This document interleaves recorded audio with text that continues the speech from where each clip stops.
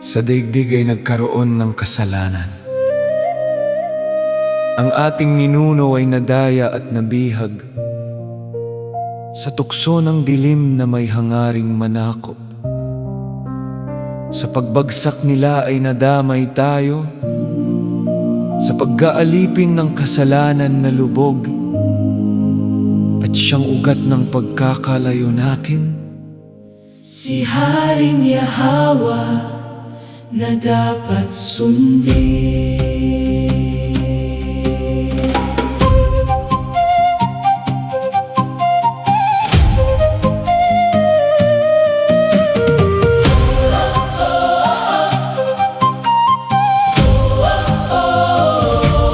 Kaya gumawa ng paraan ang may likha upang iligtas ang bayang hinirang niya.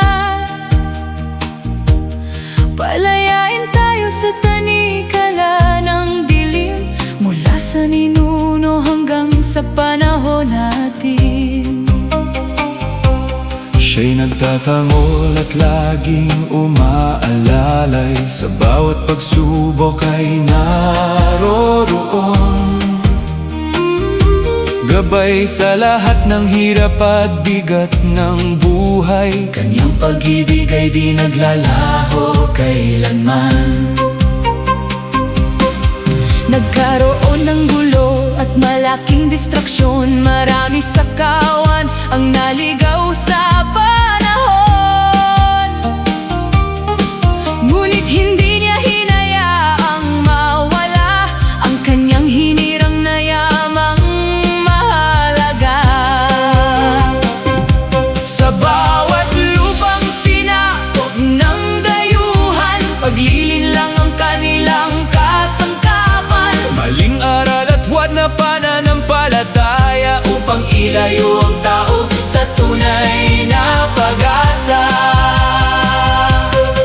binasbasan niya ang mga angkan at lahi, mula kay Peleg hanggang kay Joktan na lahi. Sa hilaga at timog, silangan at kanluran, Muling nagpakilala ang hari ng kaligtasan ng kaliwanagan. ang kanyang ngalan ay muling suminag, ang bayang hinirang ay muling tinawag, upang sa katotohanan ay muling lumakad. Ngunit ang liwanag ay muling sisilang, katotohanan ay di mapipigil kailanman. Haring Yahweh, ikaw ang tunay, sa iyong pangalan may buhay na taglay. Haring Yahweh, ikaw ang gabay, Ang hinirang mong bayan ay muling nakabangong taglay. ang mga tribo ay nagkawatak-watak, naging bulag pipi bingi sa landas ng pagkaalipin. Kulang sa kaalaman ang sumunod na lahi dahil sa katigasan ng kanilang puso. At sa aral na huwad na tinanggap nating lahat, sumamba sa pangalang hindi naman tunay. Nakalimot sa haring dapat ay ating kapiling. Ngunit sa panahon nating ito ngayon, muling binubuksan ang mga puso at isipan. Ang masama ay lalong magpapakasama, Mabuti naman ay magpapakabanal pa, upang maging ganap sa kanyang kaharian ng Haring Yahweh na walang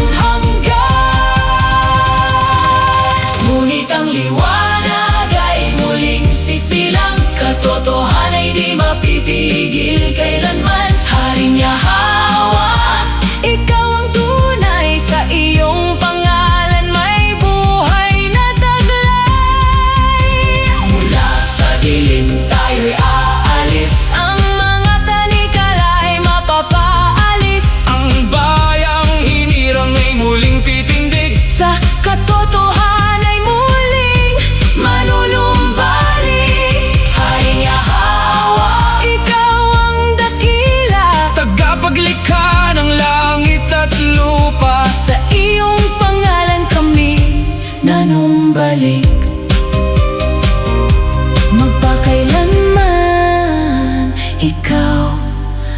ang hari.